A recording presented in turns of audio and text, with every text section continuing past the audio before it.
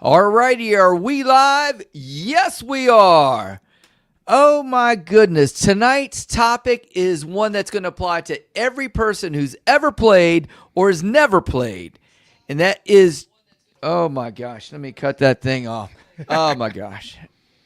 Boom. Oh my gosh, Jeremy. I'm blowing it. One. No, that's okay. Yeah, this is a great one.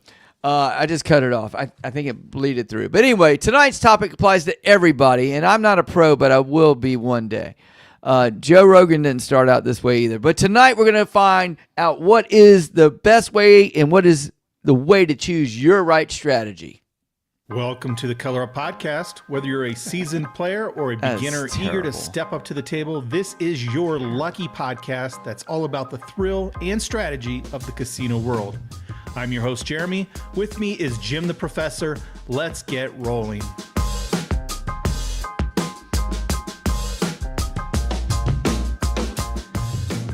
Well, Jim, this is technically our first time back. Well, back from where? Well, we're back.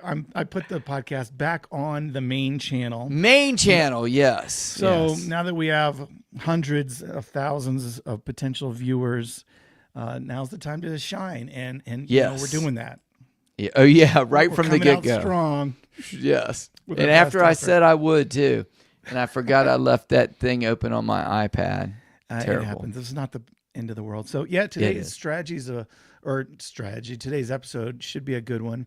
Mm-hmm. And then at the end, we always have our monster roll. And so we're going to have viewers chime in. And then also we should be able to take some live phone calls. Yes. So we'll share that phone number with you later. And yeah, it should be a good show. But before we get to it, I guess we can kind of recap our week, or sure. Has anything happened since the last episode? As far as me, we're boogieing with school. I had a nice event that my kids went to and participated in, which was really cool. And they went ahead and participated in the Hampton Roads Business Hall of Fame Gala as guest of Junior Achievement. And one of my students actually got to speak in front of all the Hall of Fame inductees. And these are great people in our community here in the Hampton Roads area, Virginia, Norfolk, Virginia Beach, Portsmouth, Chesapeake, all the way up to Williamsburg, Greater Hampton Roads. And anyway, remarkable job. And there we are. So that was the recap for me. And then I was sick. So I was sick. Played 2 games of soccer, though.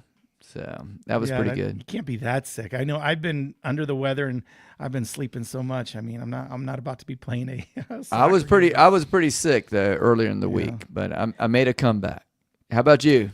Well, I've been watching a little bit of basketball, although that dates the show. I probably should mention that, but I think that's okay to mention. And no, nothing much going on. Pretty slow week. Just doing my normal stuff. Preparing for DiceCon, getting some arrangements done.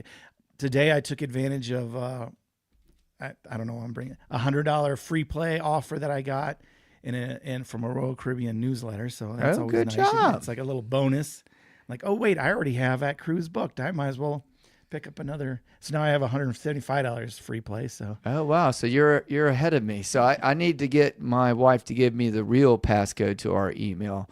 Yeah. So Bonnie Boo, if you're listening, the one that you gave me did not work. I love how she keeps you on a leash and you're not even allowed in your own email without her permission. That's no. It was by design. Because I don't want to have that responsibility on that stuff. So no, it was by design, but she's good on that. Okay, well, I think without further ado, then we should just head into the episode. Yes, it's a big one, big topic. So what have we got for the agenda today? So the topic is choosing the right crap strategy for you, and we ended up with it: bet smart, win big, choosing the right crap strategy. So let's just start off by saying whether you're a new player, old player, or anywhere in between, that's something that has probably changed many times or something that you're thinking about before you go into it. Let's just talk about, is there right strategies and are there wrong strategies? Or, what when you say a right strategy for you, what do you mean for the individual? Well, it's tough because I always try to convey that there is no correct or right or proper or only way to play. Right. There, I can tell you the mathematical way to lose the least amount over time, whatever that means, right? Mm-hmm. Which, if you're curious, that is the don't with maximum lay odds, which no Yes. one likes to play because it's a very expensive way to play, but it does minimize the house edge as low as possible. So, I mean, someone like the Wizard of Odds, right? He might say, "Hey, that's the only way you should play," right? I don't subscribe to that. I say it's gambling. You still got to get lucky. Right. So there is no correct or right way to play, but I would say that there is a right way to play for you as an individual. Okay. And I would say there's multiple factors in that. And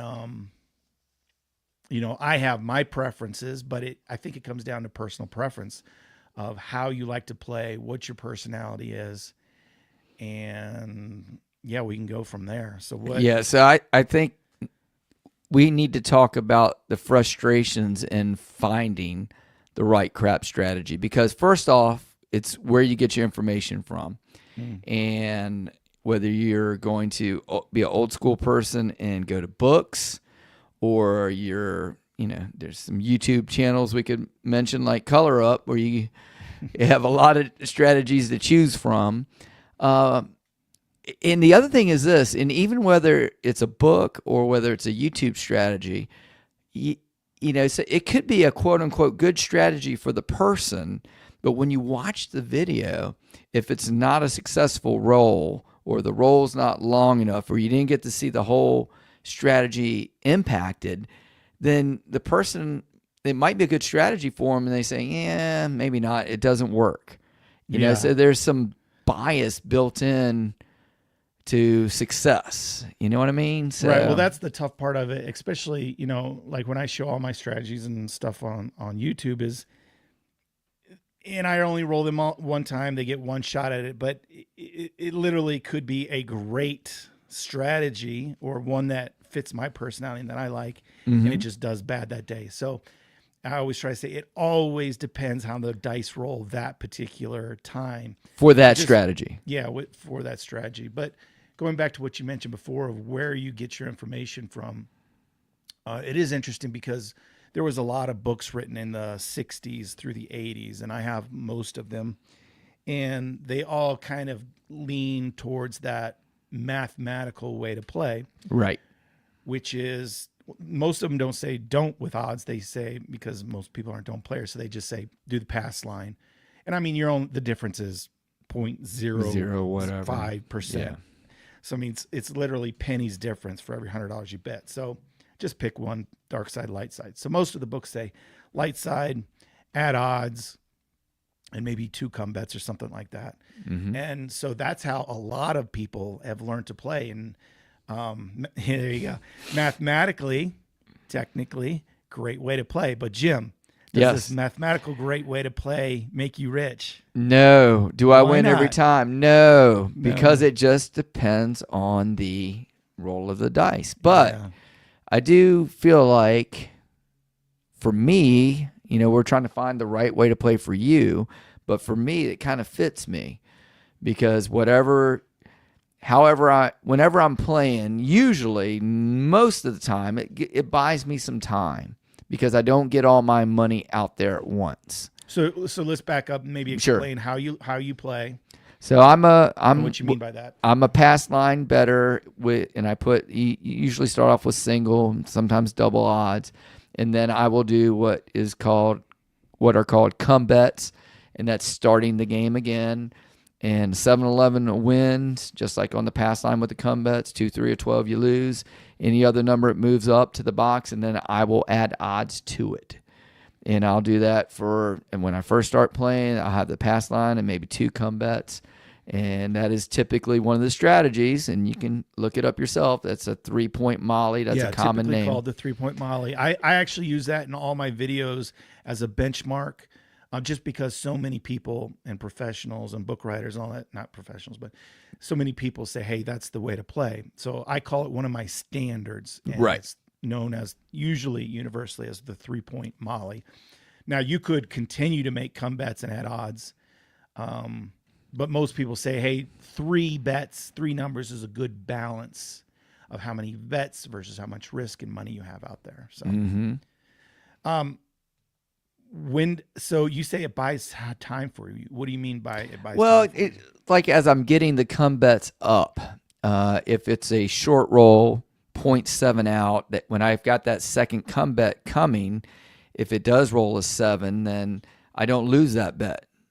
You actually win on that. I actually win on that one, which the only thing I will lose on will be the pass line and so the odds. Offsets it. Yeah, a little offset. So it buys me a little time, a little hedge on the shorter rolls. So that's good for me and my personality and my style. And everybody's different, and you've got to find your own way. Is that the only way I play? It's probably my go-to way to play most all the time.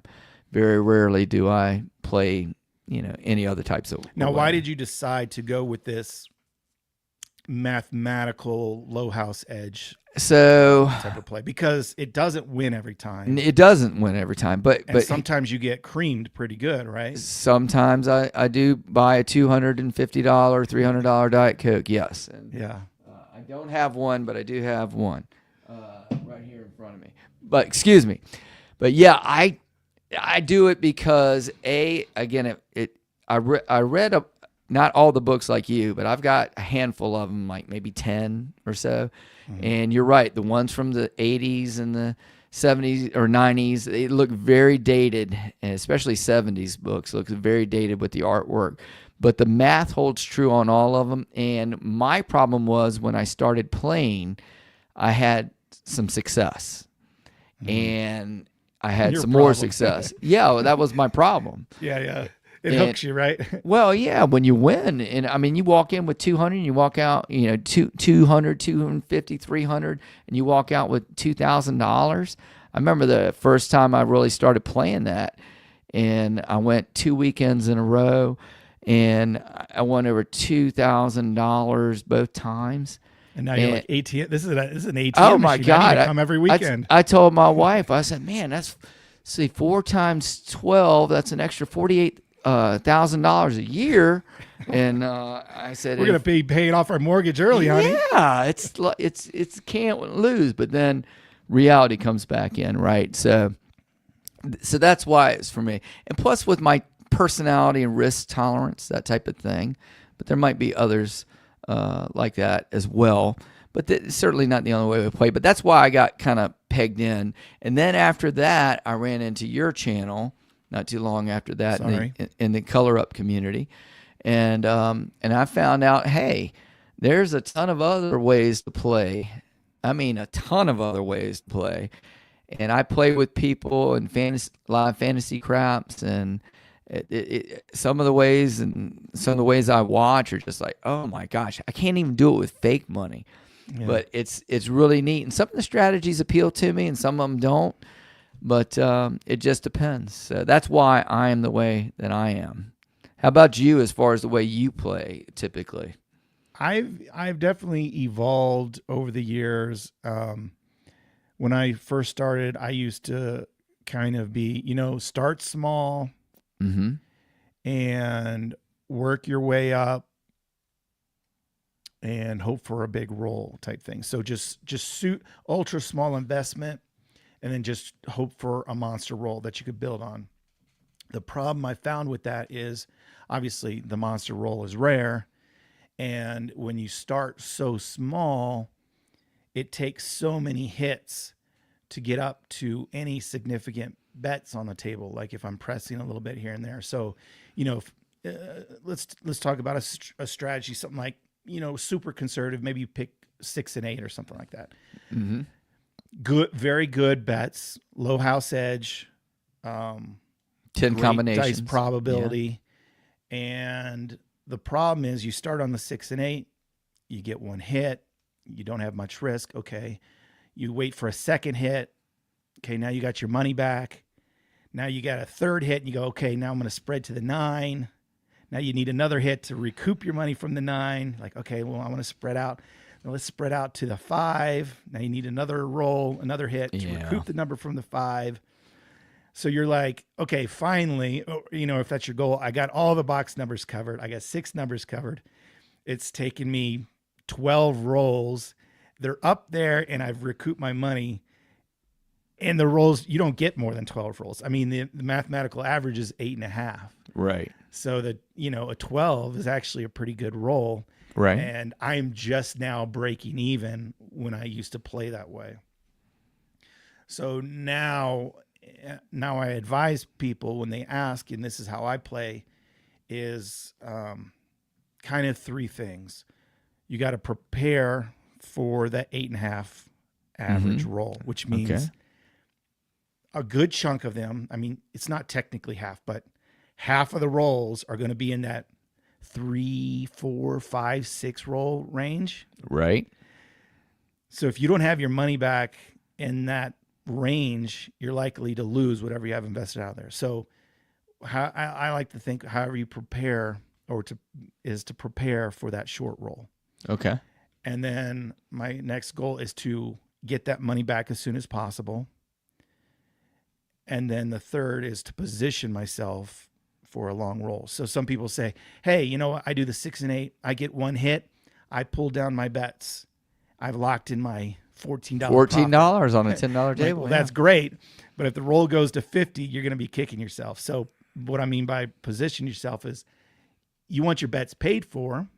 And by that, I mean, whatever you invested out there, you've recouped that money. But you got to have some money on the table. I mean, that's why we play, right? So there's no sense of just waiting, because as soon as you put your money back on the next shooter or whatever, the math is still there. The chances of the 7 is always 1 in a 6. So that's right. So whether you wait for the new shooter, that's just technically superstition. I mean, this guy's just as good as the next guy. So you've evolved. You started off basic on the 6-8, and now are you more of a 44 inside guy, or what do you? A lot of times I cover more. That's kind of my typical play. Is to get as many dice combinations, and then it'll involve some sort of regression. Right. Or pull down or whatever. That way, hey, I've got lots of combos. I can hit them quick, pull back some money, or lower them. You could start higher than the table minimum and then lower them. But now I have, I could still have multiple dice combos out there with no risk. And then lately I've been adding a lay bet in there. Just again, because I'm preparing. If I do 66 inside, I mean, and the 7's coming early, I'm going to lose 66. So I've been messing with a lay bet lately. And that way I'm preparing for that short roll. And then after a few rolls, I got my money back, which is my second goal. I can pull down the lay, and then I'm positioned for the big roll. So that's how I've been playing more lately. Just kind of those.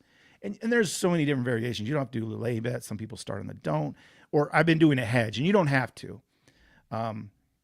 You could vary, but I do like the idea of covering a couple more combinations. That way you're not wasting rolls, get your money back, and then, just through regression or pulling down some numbers, just get your money off the table as soon as you can. So not that's the right, but that's what is comfortable for me. Okay.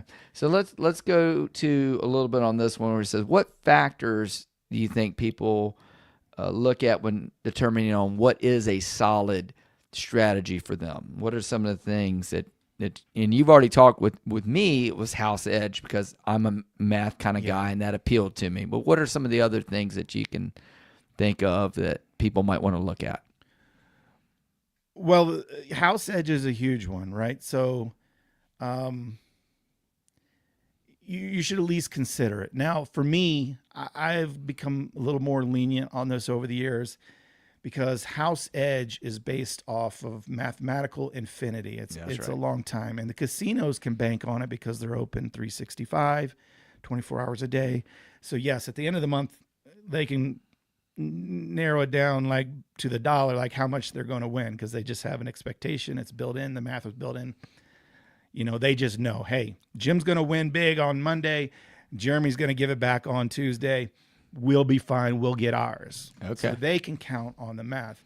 Now for us, whether you're paying a 1% bet, house edge bet, or a 5% house edge bet, How much is it going to make at the the end of your weekend trip to Vegas? It's just going to depend on how the dice rolls. If your 5% house edge bet is rolling, hey, you're going to be happy and win. I think we talked about this last week, but no one goes and loses 1 point, Right. like the past line, 1.4% of their bankroll. Like you go in with 500 and you walk out, the math says I should only lose 1.4%. No, it's like you either win or you lose it all, right? Yeah. You lose 100%.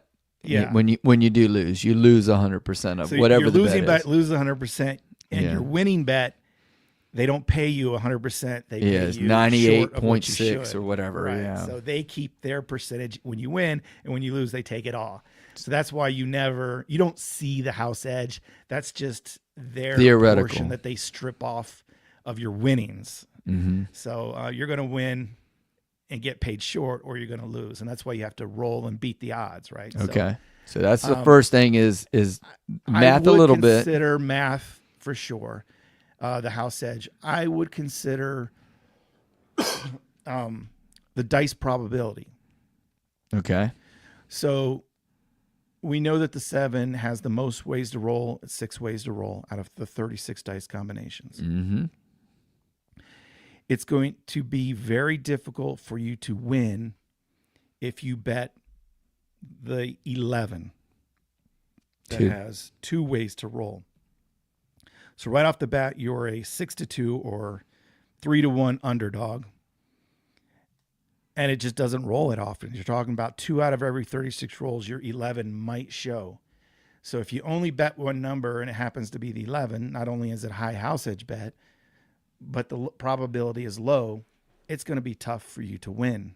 And that's why our people come in to start. You can move it up the line. You can go, well, a 10, that's not a prop bet. It's a box number, not too bad. But again, you're still the underdog. You're the 2-1 underdog. Right? Yeah. And you only got 3 dice combinations working. So every time a 7 rolls, you have to roll at least 2 10s, and really 3 to be profitable. Wow. For every 1 6. It's just a tough game. It's just tough. And so then you go, okay, well, let's add some more numbers. And that's where you might want to consider, hey, the 6 and 8, you got 10 probabilities between the two of them. Right. Versus 6 ways to lose. So, hey, at least now you have the dice probability to win. Okay. It does pay short because you're betting on 2, but only 1 can be a winner.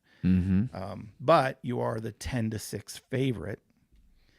You don't get paid 10-6. You get paid, short of that. But you got some chances. So math, as far as the house edge, math as far as probability. Then what's the next thing you think? It's a big one. I've seen a couple that are popped up in the comments. And by the way, everybody, at the end, hopefully, if all goes well, we're going to have a chance for you guys to call on in and tell us what your favorite strategies are. I've seen some of them popping up. So we'll get to all those during the monster roll. But Jeremy, what's the next big thing you think you got to consider for selecting your own strategy? What's the next big thing? Well, it kind of goes along with the probability is you got to know the 7. It's supposed to show every 6 rolls. When you factor in the winning on the pass line, the average roll lasts 8.5. So you got to consider that. Hey, are you going to be a player that plays within that math, or are you going to be a player that decides, you know what, I'm gambling. I'm just going to go for it. Okay. I'm going to bet and hope that the 20 roll happens. I don't care if I lose money, put out money, and I don't get there in 10 rolls. That's okay. It's money I brought to gamble and lose. I'm going for the 20 roller. So you kind of decide how long what your game plan is. How many rolls are you game planning for? I would say. All right, so you got the house edge, combinations, probability, and then you're saying game plan for the 8.5 rolls. Or whatever it is, whatever your game plan is. Some people game plan for short, yeah. Dark side, maybe. Usually dark siders, right? Some people game plan like, you know what? I'm not going to win any money, but if I can get to 15 rolls, I'm going to make a heck of a lot of money. And those are Okay. usually your power press people, Right. right? Okay. So I guess a big one that I overlooked to start off would be your bankroll, like how much you can Yes. afford. Yes. So that probably would be number one, if any kind of determining bankroll, because no matter how you like to play, if you don't have the bankroll to sustain make some it ebbs happen, and yeah. flows, Yeah. you got no chance. So that's, thinking is probably number one overall is how So much you actually you're have to play. thinking matching your bankroll, and I know in all your videos you always say it's enough. You try to go for 10 shooters, Yeah. and I've asked you before about this, and I know we're on the main channel now, but there's no mathematical reason for the 10 shooters. It's just No, it's no, just what you it's just, I think it's a good compromise. Because I mean, if you're going to play the 6 and 8, okay, right. at a $10 table, that's $24. Mm-hmm. So I say, listen, you're going to win some, you're going to lose some, but at least bring enough to get through 10 shooters. So that would be, $240. Now you don't need to bring $2,000 if that's how you're going to play. Right. Okay. So, I mean, you could bring enough, and that would be great, Okay. enough for 100 shooters, and you plan on never leaving the table for a weekend. But that's kind of unrealistic. So 10's a good balance. Now, if you only brought enough for 2 shooters, you brought $48, you can expect to have a very short night. And I see it a lot of times. People that are short bankroll is probably the biggest mistake I see people when they lose their money early, just because it doesn't give them a chance. Okay. Because you get 1 or 2 bad rollers and you could be done for the night. So 10 is just kind of a nice figure. It could be 8, it could be 6. Then you're starting to short yourself a little bit. It could be 15. You could bring enough for 20, depending on whatever you bet. So if you bet all 6 numbers at a $10 table, $64, I think you should have $600 Okay. to give yourself a chance at this, because, you roll 3 quick 7s, you're down $180.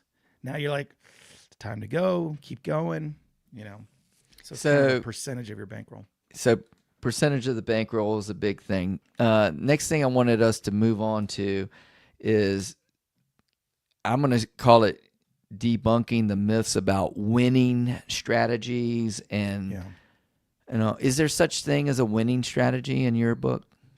No. I mean, we kind of touched on this earlier. Mm-hmm.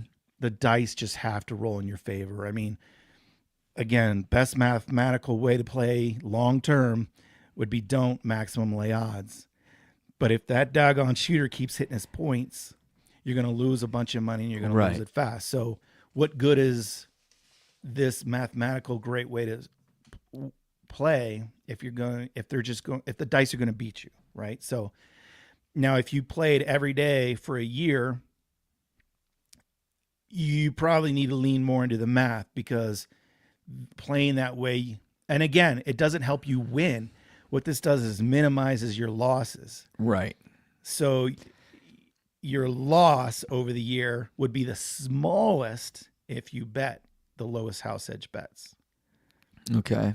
And the reason why is because the negative EV, a negative expected value. The longer you play, mathematically guaranteeing that you're going to lose money. And if you bet higher house edge, you'll lose even more money. If you bet low house edge, you'll still lose money. Yeah. And maybe lose all of it. Your expected loss should be smaller. Yeah. Now, I mean, it's just how the game is designed.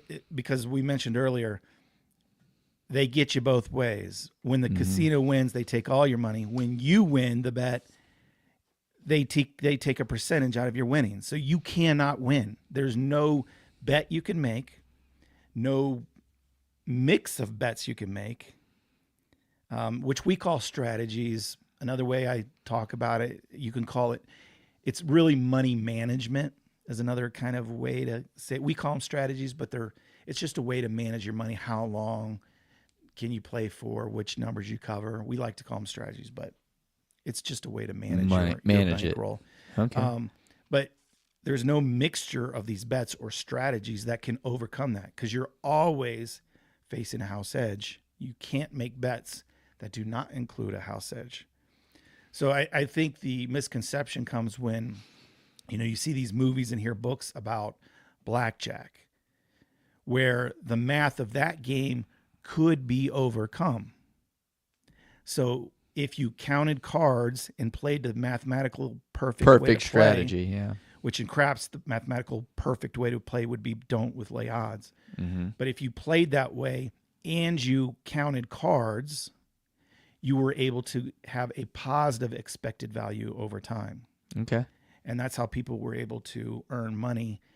And that was, you can figure that out by counting the cards and know what's out of the deck and what's remaining in the deck. The problem with dice is the past doesn't have anything to do with the future, because as soon as the dice roll, it's a brand new independent roll. So Right. if you look at the last 30 rolls, you can say like, oh, there's been a lot of sevens, so maybe there won't be a lot of sevens, and you could bet that way. That's just not true. As much as, there are people who keep track and they're trend watchers, but that's just a myth. If that weren't a myth and you could, there would be professional craps players, and there's not. No. Now, there are people who make a living with craps, right? Oh, sure. Yeah. I'm one of them. I make a living with craps. You're a YouTuber. Yeah. I'm a YouTuber, or there's booksellers, or there's course sellers, or there's teachers. There are no professional players that just play the game and win year after year enough to pay for their taxes in their household and, have a profit afterwards. So my thing with that would be, there are people who play craps but you're getting your income, or I guess, or whatever, from YouTube or whatever. But Right. these guys who put these big money bets out on the table and all this kind of stuff, they're not making their money playing craps. They're making their money through other sources, whether it be sponsorship from the casino that they're at, or videoing, or whatever. But there's no professional. No, and I don't mean to be player. discouraging, but No. this is a game for entertainment with money you can afford to lose. So It's fun, Jeremy. I love it. Yeah, it is a lot of fun, and you can win. I've had winning years. Euphoric. Yeah, it's where euphoric. if you can keep track of, and I do keep track, you can actually win and win for a whole year or 2 or 3, but to win enough to make a living at it. Not to get sidetracked, but the point is, there's no strategy that is perfect and is a winning strategy. Okay. All strategies will win sometimes, but no strategy will win all the time. So once you find a strategy that fits you and your personality, that's great. Stick to it, change it, whatever. But it's not going to win you every time. You're not going to. No. I've shown hundreds of strategies. There's not one of them that is going to be like the golden goose. Okay. If there was, we would all just play the same one, right? Yes. And unfortunately, well, I do. And you do, but it doesn't win every time. It does. It's no golden egg every time. So, but yeah. Hey, one of the things I was going to say is maybe getting back to choosing the right crap strategy. I think we should maybe, and personality might be something that needs to be in consideration. And I know on that little outline that I had, or we have, maybe we could identify some strategies that go with different personality types. Yeah, and we could go through those, and maybe we can get some people to again chime in which one that they like. So let's just talk about the conservative player, the person who is like, hey, I'm not into all that risk. What are some strategies that come to your mind? And obviously, we talked about 6 and 8. You can't get much more conservative than that, or a pass line, or a comeback. Like me, you can't get any more conservative than that, right? I don't think you can. Maybe dark side, maybe just a little bit more. But what are some strategies that pop into your mind? Well, let me first back up and kind of excuse my cough. By the way, I've been, like I said, dealing with a little illness. Yeah. But a conservative player, how would you define them? I mean, they're not, I wouldn't say they're scared money, but they're not like a big gambler. They're not a big risk taker. Mm-hmm. They like to make the smarter bets as they can. Mm-hmm. They're not going to cover all the numbers. They'll cover some. They're not going for the big grants. They're not trying to get rich. They're going to be like, oh, it'd be awesome if I could win $100, today, something like that. So that's what I would call a conservative player. All right. And so usually they're going to lean more towards the lower house edge bets. They're probably going to not play anything in the middle, which are high risk, high reward, but also high house edge. So yeah, pass, line, come bet, 6 and 8. There's kind of a rule of thumb that people like to do is keep it under 2%. So there's lots of bets. So the 6 and 8, 1.5% house edge. Those the 6 and 8. Those are just great bets because not only do they have a low house edge, but they have so many dice combinations to win with. So if you're a beginner, man, 6 and 8 is a great way to start. But again, like I said, you got to be really patient, and that's a tough way to win when you only play the 6 and 8. You can't expect to get rich, No. even on a monster roll, just because if you go 6 and 8, like I said, you got to collect twice. Now, cool, now you got your money back. But do you want to spread out to more numbers? Because really, to win big, you have to bet big. And if you just do minimal bets on the 6 and 8, well, it's good, and you might be able to grind out $10 here and throughout the night. Maybe you get to $50, $60, $100 win. You're not going to win $1,000. No. It's just not going to happen. But that's okay, because you're a conservative player. You are the conservative guy. I'm here to have fun. I don't want to lose more than $100, $200 tonight. If I can walk away with up $50, $100 and can play for dinner, hey, you're in there. There you go. I'm in there, right? There So that's the conservative player. Pass, come, maybe a lay bet on the 4 and 10, or a buy bet. You would probably avoid. You could add the 5 and 9. The house edge is up there at 4%, but that's probably okay. Like if you wanted to pick up a couple more dice combos, maybe 3 numbers. Pass line 6 and 8. If the pass line becomes the 6 or 8, maybe you bet the 6, 8, and 9, something like that. So 3 numbers. Okay. That's kind of a good balance, but for conservative players. And then odds, if you can afford odds, make an odds bet. Okay. And I don't want to get into an odds conversation. No. We won't bore people with that. Yeah. I should quickly say though, odds is a great additional bet if you can afford to make it. If you're talking about math, it doesn't make a difference whether you play it or not. The guy who has 0 odds and the guy who has 100 odds, at the end of the day, they're going to end up with the same exact expected loss. Mm-hmm. So go figure. Yeah. Obviously, if you're rolling points, the guy with odds, he's betting more, so he's going to win more. That's right. If you don't add odds in the points not hitting, hey, you're going to be better off not playing odds. So it's just a great additional bet. Okay. But only if you can afford it. So conservative players, 6 and 8, maybe add another number, pass line, maybe some odds. What about for the aggressive players? What are some strategies that you like or some people you think like on your videos? They are a wild bunch. I'm not an aggressive player. I would say, what a good source for this is Casino Quest. Okay. They tend to teach aggression a little more. And I don't disagree with their philosophy. But their philosophy is you make your bets, press them up quickly. So you have very big bets. But I mean, you use casino money, not your money. But when you get paid, you don't collect any up front. You just keep putting it back on your bets. You build up your bets as big as possible up front to then position yourself for the big roll. Now, it doesn't meet one of my criteria because if you don't get that big roll and it's that average roll, 8.5 or, because it's 8.5 means a lot of them are below average, 3 to 5 range. When you make your bets and then keep immediately pressing them, you got to be aware that you're going to lose that money unless that long roll happens. So you're reinvesting all your winnings means you're going to walk away with 0 most of the time. Okay. Not that there's anything wrong with that, but that's got to be your personality. So you go like, hey, I brought $500. I am cool losing all 500. Right. But I want to win 1,500 tonight.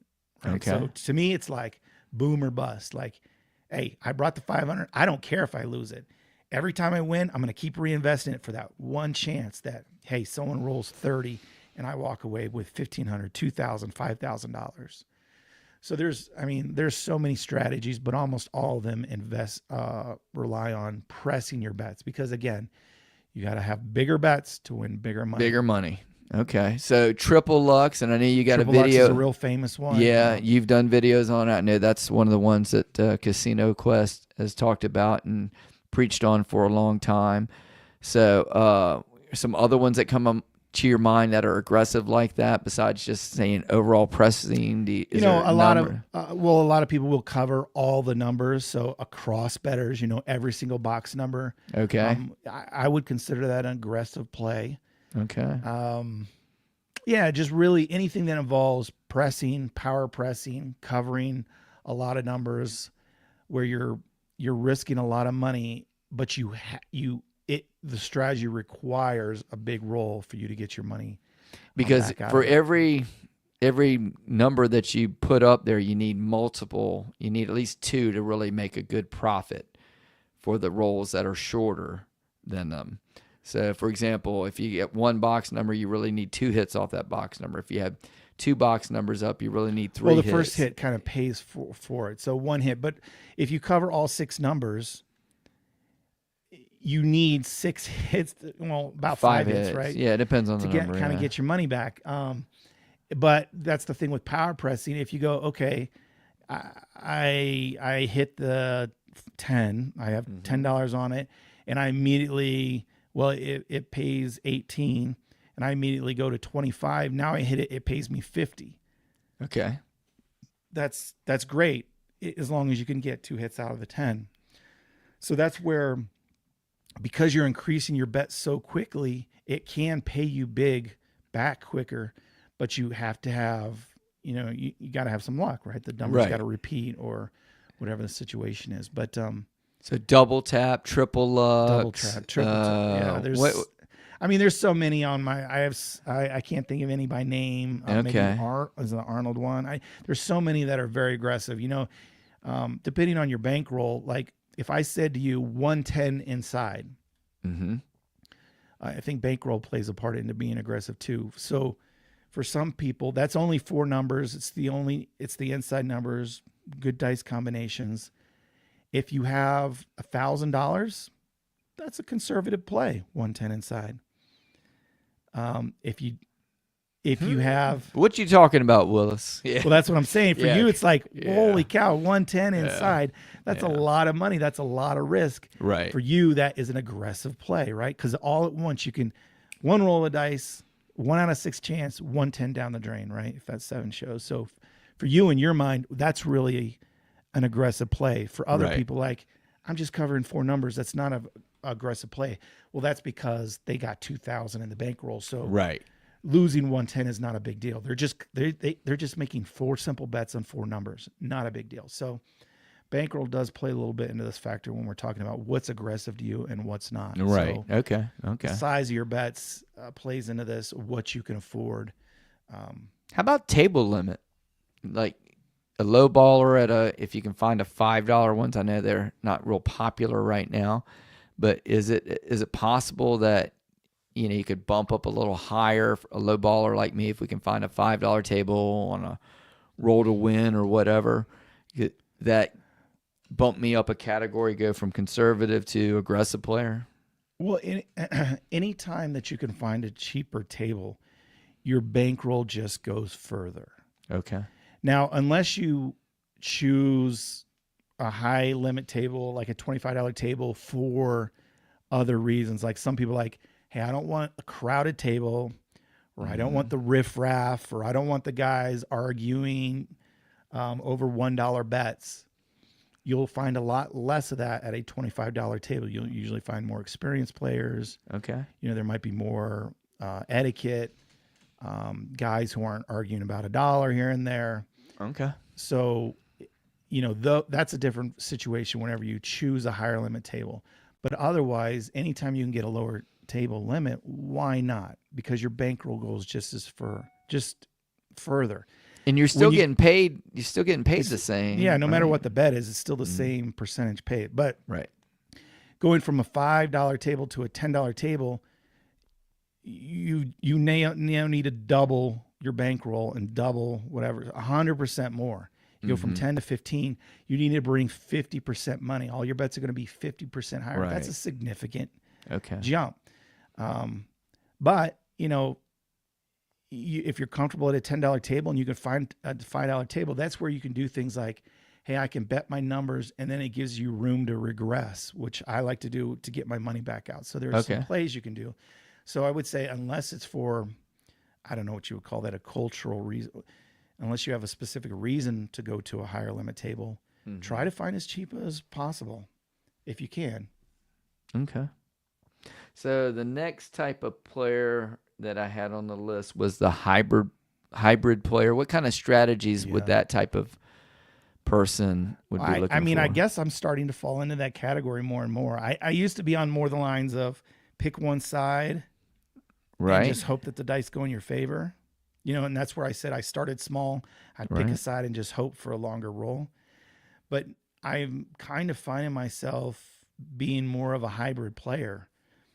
And the negative of being a hybrid player is your bets are canceling each other out and you're not winning any money. Uh-huh. The benefits of a hybrid player is your bets are canceling each other out and you're not losing any money. So what I have stumbled on, I've been playing, is a hybrid for a short period of time. So I'm playing hybrid for a couple rolls till I can get some money back. Mm-hmm. And then I remove the hybrid part of it, in my case, a lay bet. And then because I'm playing with, casino Quote money, which is, unquote. Yeah. it's not casino money, it's your money, but it's not money out of my pocket. It's money out of the casino's pocket. And therefore I can now be aggressive with that money because I've survived that 3 to 6 rolls, right? So that's you're why I play a hybrid. you're a because I know- part-time hybrid I'm a or part-time hybrid hybrid player. or Yeah, something. just because I just know, man, 8.5 is average. I mean, so many rolls are gonna be 5 rolls, and people are like, "Oh my gosh, I can't believe." You know what? You gotta expect that. It's part of the game. Yeah. They're like, "Oh my gosh, 3 rolls for the last 5 shooters." You gotta expect that. That's it, part of the yeah. game. You gotta be prepared for that. So I found myself playing a little more hybrid early on to get past that. And then I could pull down my hybrid and then I do choose a side. And then it's like, at that point, I have less risk, but hey, now I can afford to be aggressive, in my personal opinion. So And is your love of cruising had a big part to do with that? Or yeah, it kind of introduced me more to it, just because on cruising I don't play for the win, I play for the points. right? And so that's larger bets and time at table.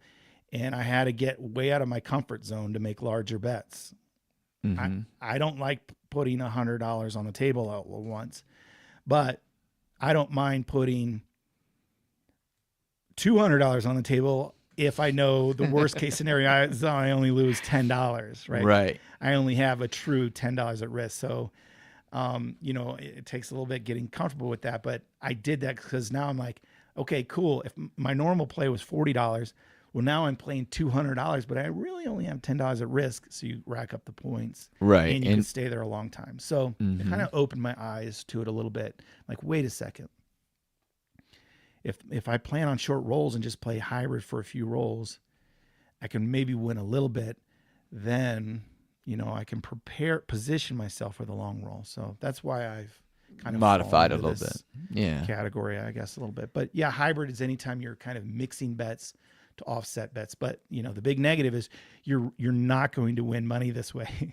Right. You're going to break even or lose money or lose slow overtime, which is okay if that's your goal. Like on the cruise, that's my goal. Long Now, time what- at the table with little risk. Let's put some, and Don't again, expect to win here. go back to the title lesson. If maybe there's somebody out there who's a hybrid style of player like you, or maybe they want to go on a cruise, and we've got a club member on a cruise right now.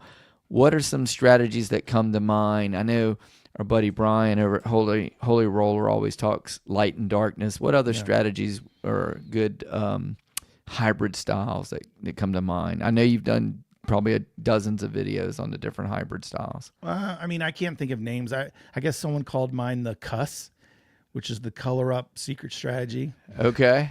which is essentially the inside with a lay bet, equal lay bet. So 44 Okay. inside, $40 lay bet, 110 inside, $100 lay bet. I know, yeah, Brian's light in the darkness. He likes to start with a don't pass bet or a don't come, right? $100 Right. don't. Big money. Yeah. And then once you're up, then you bet $100 inside or whatever. So essentially you're whatever it is, you're offsetting your light bets with your dark bets. So Okay. when that early 7 comes, at least you're going to recoup your money or most of it. So, I mean, there's so many variations. Okay. Yeah. But that's essentially how you got to do it. Either a lay bet, don't pass, don't come. Yeah, and maybe some people will jump in on the comments during the monster Yeah, roll and which ones that they like too. How about for the action junkies? What strategies do you think would you recommend for those folks? I don't know that I would recommend anything Or for them. I mean, well, no, they're action junkies. They're going to play them anyway. They're going to play how they want to play, Right. which is, you're going to see them a lot of in the middle. Okay. They love the prop bets. They may cover all the numbers. I would say the Iron Cross is a very popular bet where you bet the 5, 6, and 8, and then the field. 'Cause Okay. with that, you win on every single roll of the dice, except for the 7. The problem is it's very difficult to win any money unless you're spread between the 5, 6, and 8 in the field, because Okay. those offset. When one wins, the other one loses. So it's very difficult to win money long term with that. I like that to cover some numbers, but long term, but they like it. Hey, every roll of the they dice, win. I'm gonna win. I got some skin in the action, so you're gonna see them cover a lot of all the box numbers or something Iron Cross methods or prop betters. They're gonna be Those hot course- bets, baby. hot bets. Maybe. Oh my For gosh. sure, they love the side bets. The all tall small, the fire bet, the repeater bet. Although that's a little different as a side bet. Even conservative players may play that. Certainly, aggressive players play it. Hybrid players will play it. So that's a little different, and that's the reason it is a side bet. It's like a whole different game, but. Parlays, parlay, parlay. Yeah, parlays for sure. The action junkie is going to be involved in that stuff just Yeah. because they just like the action, right? They just want the bets. They want to go in, and I'm not sure what their goal is other than the dopamine factor of gambling. Okay. Yeah. So How about on the dark? Let's talk a little bit about those. We know there's got to be a few out there, and there might be a few listening. The dark side people. What finding their own strategy. How do these people find the dark side? They just get their Anakin Skywalker, and they go from there, and they start off in the right direction, and they get corrupted by the Emperor, or what's going on? How does somebody become a dark side player? You think? a couple different people, contrarian people. Okay. So when you go to any given table, 95% are going to be light side. Right. You go, you know what? Those guys are all betting this way, so I'm going to bet the opposite, right? So contrarian players. You got people who believe that it's betting with the house, which is not true, Okay. because the house is always winning. But people say that because again, they see the light side player. There were 7 rolls, and they go, hey, the house or the casino's sweeping up all that money. Right. Why don't I bet and win with the 7 too? So I'm betting and winning with the house. So they'll go, they go, oh, I'm going to bet like the house bets. I'm betting on the 7, not realizing the fact that, hey, guess what? It's the same thing works for them. When they lose it all. When they win, they get a percentage of the win taken as well. Yeah, that's so right. It's not technically betting with the house. So I think those people stumble upon it that way. And I think confirmation bias, you see so many, you get on a table where everyone, like I said, people are shocked when the rolls only last 3 to 5 rolls for an hour. That is very normal. Yeah. So if you go and spend any time and you go, wow, it's very normal for the rolls to last 3 to 5. Well, Mm-hmm. why don't I bet in a way, either, don't bets or whatever, that, hey, after 3 rolls and that 7's coming, I'm going to win. So you see that, and it just makes common sense, right? Yeah. So maybe that's it. And what are some like dark side strategies that can you think of any that are like It's like essentially popular? everything in reverse. I don't know that's popular. 3-point dolly is one of my Okay. standards. It's Right. exactly the opposite of how you play. So they do a don't pass, lay odds, don't come, and they'll usually stop at 3. Mm-hmm. So we call it the 3-point dolly. You got 3 don'ts with lay odds. You don't want them to roll a number, but if the 7 hits, you win all of those bets. So you win Okay. with the 7. The only downside with okay. So if you are a dark side player, you're going to win more often. Okay. The What's seven's the wrong most with like that? What's wrong with not that? nothing's wrong with that except for your bets get paid less. Okay. So Okay. that's everything's inverse. So, you have a bet on the 10 and it the 7 rolls, you win, but you're only going to get paid half, with your Okay. odds or a lay bet. So, you're You have always, to bet twice as much yeah, usually to win half as much like on much the 4 and 10. It's just from depending from on the the other odds, but side. yeah, Okay. so you're always betting opposite. You're betting 3 to win 2 on the 5 and 9. You're betting 6 to win back 5. So you're betting on the favorite. If you think of it like sports, you got to Okay. bet more to win back less. So you're going to win more often, and you're the favorite, but you But got to they're bet paying more lower. to get paid back Yeah. less. So in the end, again, the only person who wins is the casino, because the math is the math. So Right. again, you lose, they take it all. You win, they pay you, but they rake back a percentage. Okay. All right. So as far as strategies, it's the opposite, like you said on that one. Yeah, a lot of lay bets. They'll utilize the don't come bet a lot. Mm-hmm. And then let's see. What about the reward factor as far as somebody determining their strategy, risk versus reward? You think the reward should be a big factor in determining how you bet? Explain what you mean a little bit more by that. Well, I mean, like the payoff, I Okay. guess. We were just talking about dark side. You're betting twice as much to win half as much. But Hmm. when you lose twice as much compared to the light side player. Right. How much of a factor as far as determining what strategy is for you is the reward? I guess the bets, it goes back to the bets and the payouts, I guess, the reward. Yeah, if you find yourself drawn to the dark side, you're okay with betting more and winning back less because you're winning more often. So you're comfortable with that risk reward factor of being negative. Hey, Okay. I'm cool with betting 100 and winning back only 50 because I'm the favorite. And on the light side, it's just the opposite. But you can kind of relate this back to house hedge. Usually, the higher house hedge bet, the higher the percentage of win. Like if you bet on the 12 high house hedge, there's a low probability of you winning it, but you get paid $30 Yeah. for every 30 $1 to 1. bet. Yeah. So, Hmm. um, we talk about the 6 and 8 being great bets, but you only get paid $7 for every $6 you get bet. So you barely squeak more than 1 to 1. Yeah. So, that's why some people will go, yeah, lots of dice probability, low house edge, but it doesn't pay much. So, you know what? I like the outside. I like to bet the 4 and 10.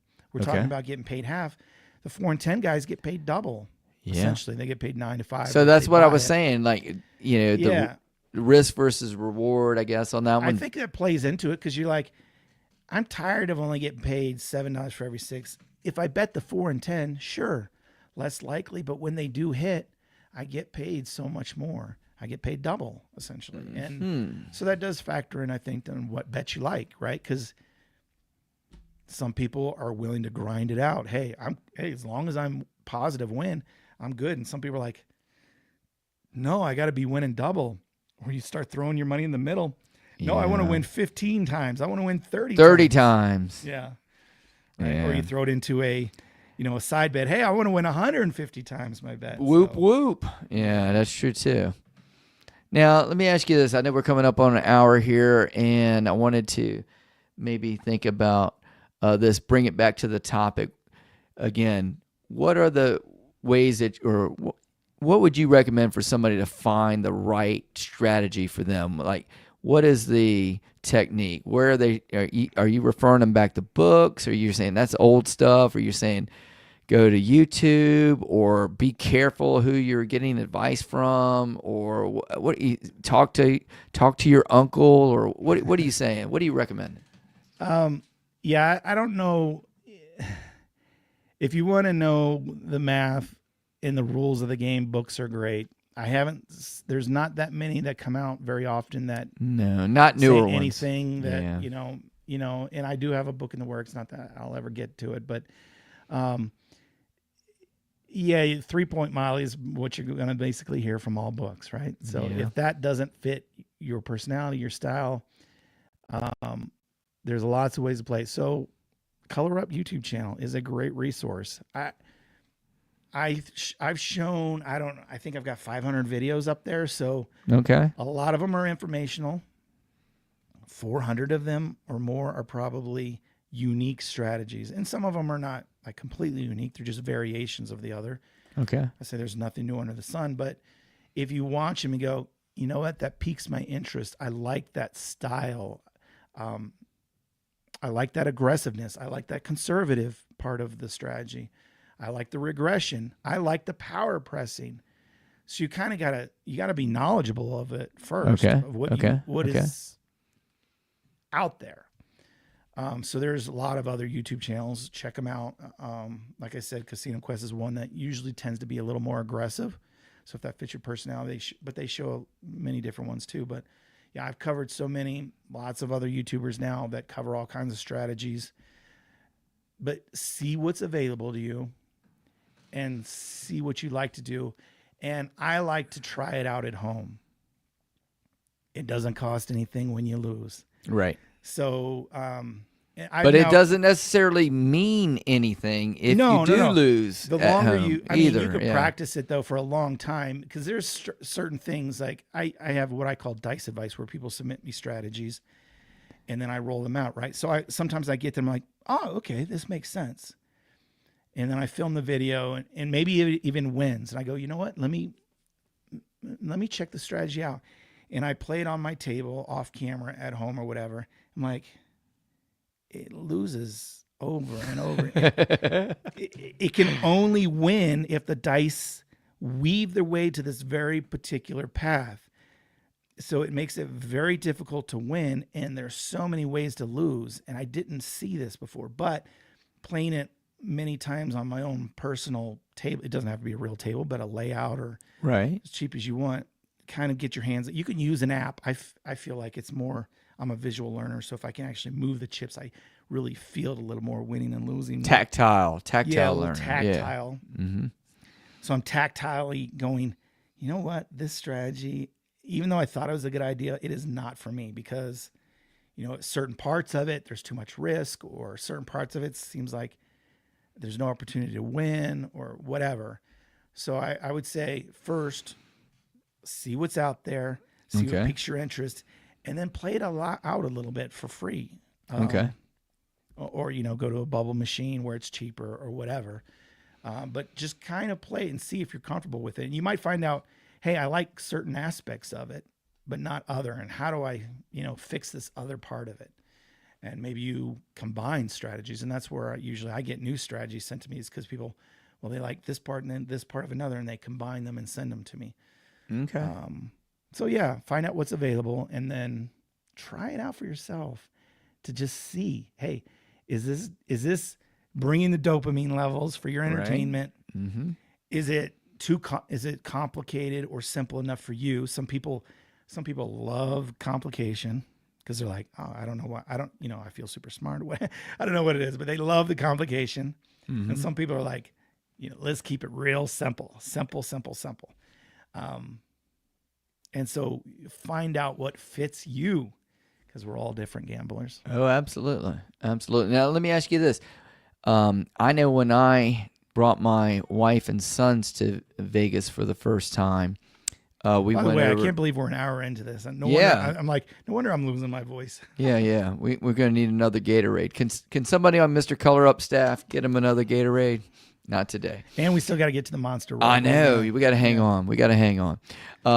But yeah, I brought them to Casino Quest before we played with real money. You know, you pay the fee and they kind of train you up a little bit. And again, it was Yeah. more tactile. I thought that was good. So That's a great option. Yeah. yeah, if you're in Vegas and there's some place like that available to you. The second thing is I'm going to ask you, would you pay somebody to teach you how to play? Or for a system? Would you ever pay anybody for a system? Not a system. No. A strategy? Not a strategy. No, they're worth nothing. If I haven't shown it, let me know and I will show it. There used to be guys that post on YouTube like, hey, here's the strategy, pay me whatever. I basically found the strategy and then showed it for free. But meanwhile, they're charging like, hey, pay me $1,000 for the strategy. So if there is a secret hidden strategy out there, let me know. I'll figure it out. We'll find it out and I'll show it to you for free. There are no strategies that are worth paying for because, again, there's no such thing as a winning strategy. They can win sometimes. They can win a dark side. You're going to win a majority of the time. But in the end, all are expected to lose value. Okay. So never pay for a strategy. Okay. Now, if you want to pay for teaching, I don't have a problem with that. Mm-hmm. I would say there's plenty of free teaching available. Okay. That might not be how you're. I understand everyone. You as a teacher know everyone. Yeah, learns yeah. a little bit Everybody's differently. different. Yeah, that's right. So, like you mentioned, the Casino Quest. You're paying whatever it is. It's cheap, $20 an hour for a flat fee to have someone teach you, where you get a teacher with you, and you get tactile movement of the chips. To me, that's a great deal, And the freedom to make a mistake and you don't have people yelling at you and all that kind of stuff. And they do other games besides dice too. Yeah, they pretty much cover everything. all casino games. So that is like an amazing thing that they have. Mm-hmm. There's also, you can buy on courses or you can join. I know, I have a club, but there are other clubs and YouTube channels that you can learn from, right? And, they teach you maybe money management. Some will teach you betting strategies. Some teach you how to control the dice, which I'm not a big fan of paying for that. But again, I'm not going to criticize that necessarily I will a little bit. But that's something I don't believe is worth We could for. save that for the monster roll. Yeah, but certainly if you do believe in it, hey, maybe find the best teacher you can. But yeah, be careful on what you pay for that. But yeah, certainly they're free resources. They're paid for, but you're paying for information, not how to don't pay for the winning strategy. Pay for information or someone who teaches you in a style that you like, whether that, video course or in person or a private lesson. They can make you feel comfortable, learning press moves or whatever. That's fine, paying for education. And, there's places out there. All right. So no perfect strategies. They're all going to be losers. Long So run. sad. Yeah. So what else? Are there anything good about that we can talk about for somebody finding the strategy? Whether they're all losers or not, you can find the perfect strategy for you, right? Well, yeah. Whoever's out there listening. You're going to find one that is fun to play. Yeah. Like, a perfect strategy might be a don't pass bet, one of them, and do nothing else. Okay. Not that it's perfect, but you're going to win the majority of the time. You get paid pretty good because you get paid 1-to-1 on that bet that you're the favorite most of the time. Mm-hmm. But guess what? You're going to fall asleep playing this strategy of one don't pass bet. Yeah. That's pretty boring. You got to find something that's going to pique your interest and you're going to have fun with. Something that you can afford.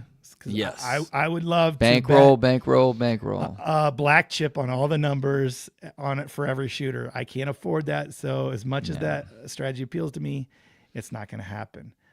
Or I'd love to bet 5,000, take one hit, and pull it down to Coming 100. down, yep. But at the 1-7 rolls, it would wipe me out for the year. There goes my retirement, right? Right. So it's got to be fun. You got to be able to afford it. What was the question? So again, how finding the right one for you? Oh yeah. It's got to be what, and I'm trying to wind it up a little bit. Yeah. If you haven't figured it out. Yeah, it's got to be fun. Fun. You got to be able to afford it. You got to be able to understand it. Comfortable with the knowledge with of how it. You Yeah. play it. Yeah. What it pays. You should know. You should know. Dealers make mistakes all the time. They're human, so you got to know what it pays, when it pays. So you got to be comfortable with the payoffs, and beyond that, just have a good time with it, because it relies on luck.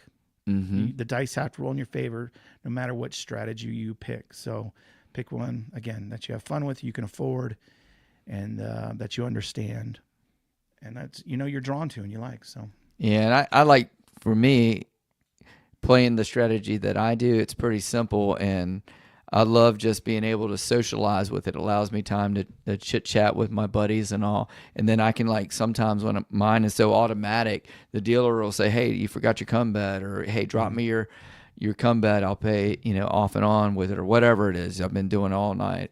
Yeah, but, very systematic. We didn't really talk systematic. about that as far as, there's systematic players and there's people who are like shoot from the hip players. It's like they're constantly reevaluating and changing and deciding. And again, not that there's anything wrong with that. Like change strategy change strategy midstream, or switching from light to dark, or pressing up, or hey, now we're triple up. Some people do that by gut feeling. Some people have triggers. If this happens, or if I see the 5 roll twice, then I switch up strategies. That's fine too. But again, the past does not have anything to do with the future. So I found myself, I like to just stick to a system and ride it through, because I found like, this is not working. And as soon as I switch it up, and it's like, chasing the now dice. this isn't working. Yeah. So, Nothing's working. that's just been my personal antidote and feeling. But certainly some players, they switch it up and they have good timing or good gut feeling or whatever, So, again, there's no right or wrong way. Right. And the other thing I was going to ask you, it's kind of like, to me, it's kind of like finding that soulmate. You find the one that you like, right? And with me anyway, you stick with it. I'm very faithful. But then there's some people who are, like soulmate today, soulmate tomorrow. They're constantly changing their soulmates, like you were talking about, chasing the dice, maybe doing it from time to time. So any other final thoughts before we head into the Monster Roll? And again, all you Color Up people on the regular Color Up channel, thank you for popping on in today. And if you'd like to jump on over sometime to the Color Up podcast. Yeah, so we're experimenting. I have a whole new channel, the Color Up Podcast YouTube channel. So we're there every week. This week I put it on my main channel, see how it goes. But I may or may not keep it here, but make sure you subscribe to that other channel, because we'll definitely put it there, at least for now. I don't know. And they can get notifications decided, on that. Yeah, it's too much in the loop there.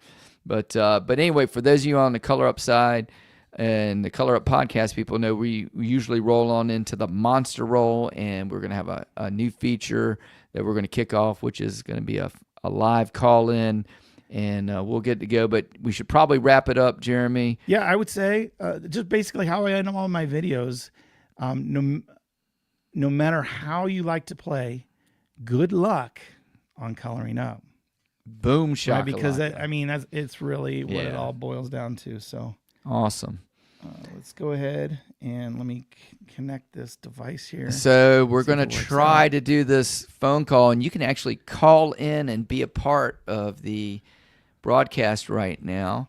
And I usually go to the top of the screen, and Jeremy starts at the bottom. And that's the number that's on there. If you're still listening, it's 678, which are the most popular dice combinations. 7, which is the most popular, 1 out of 6.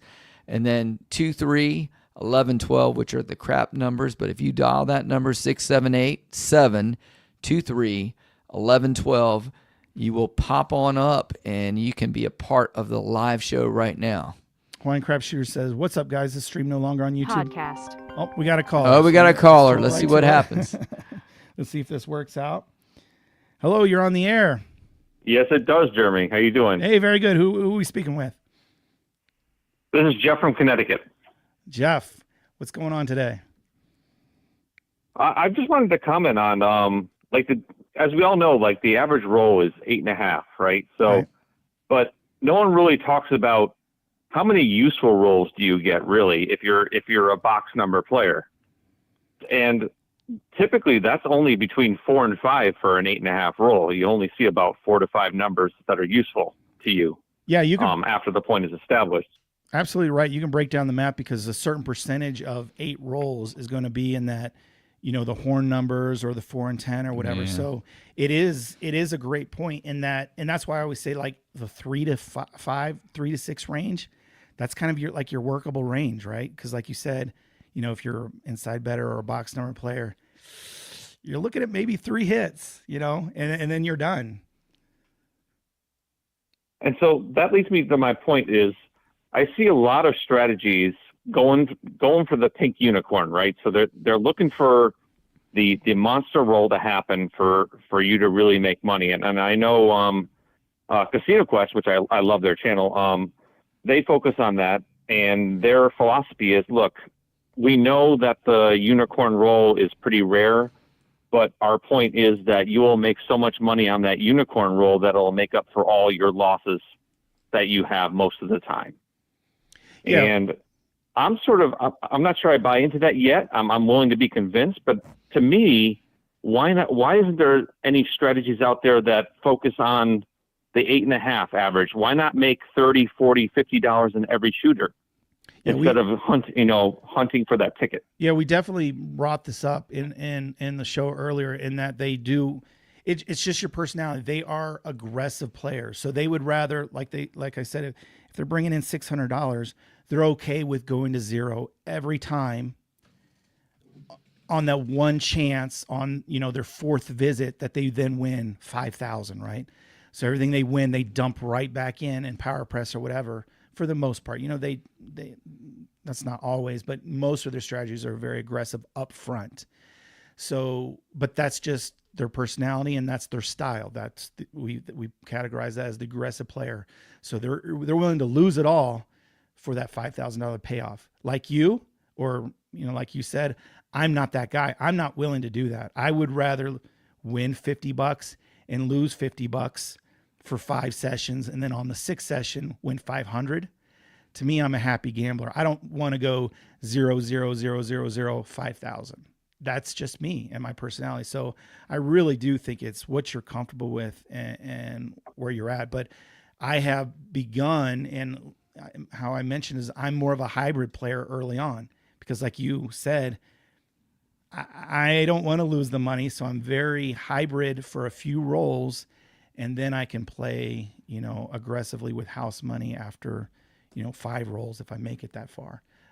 But I don't like to risk money up front. And I definitely don't like to win money and reinvest it immediately. That's just me.